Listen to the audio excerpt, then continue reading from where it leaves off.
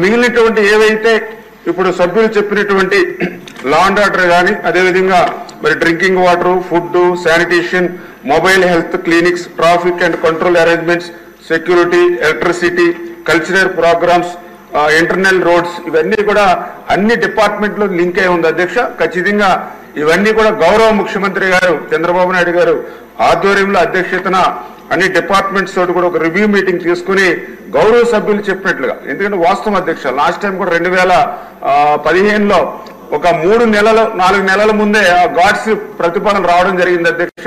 ఆ 3-4 నెలల్లోనే టెండర్స్ పిలిచి వర్క్స్ కంప్లీట్ చేయడానికి దాంట్లో నాణ్యత కానీ ఇతరత్ర ఇబ్బందులు కూడా కొన్ని తలెత్తిన మాట వాస్తవం. అంచేత అటువంటి పరిస్థితులు తలెత్తకుండా ఈసారి ఖచ్చితంగా మరి ముందుగానే ముఖ్యమంత్రి గారి సమక్షంలో ఏర్పాట్లు చేస్తామని మీ ద్వారా కూడా మరి తెలియజేసుకుంటూ, అదేవిధంగా భక్తి శ్రద్ధలతో గోదావరి పుష్కరాలు నిర్వహిస్తూ ఏదైతే గోదావరి హారతి కూడా అధ్యక్ష, ఎందుకంటే ఆ రోజు 2015 నుంచి ఈ యొక్క ప్రతి రోజు కూడా సాయంత్రం గోదావరి హారతి ఆ రోజు ఆంధ్రప్రదేశ్ ప్రభుత్వం మరి చేపట్టింది అధ్యక్ష.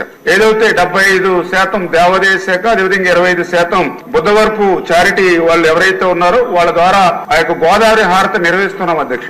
దురదృష్టం ఏంటంటే మొన్న 2021 సంవత్సరంలో ఈ ప్రభుత్వం వచ్చిన తర్వాత దానికి నిధులు విడుదల చేయకుండా కనీసం కరెంటు బిల్లులు కూడా కట్టనటువంటి పరిస్థితిలో ఆ గోదావరి హారతి నిలిచిపోయినటువంటి పరిస్థితి అధ్యక్ష. ఎందుకంటే ఏదైతే మనందరం కూడా పంచభూతాలుగా ఏదైతే గాలి, నీరు, అగ్ని, ఆకాశం, భూమి ఇవన్నీ పంచభూతాలుగా మనం కొలుస్తూ ఉంటాం అధ్యక్ష.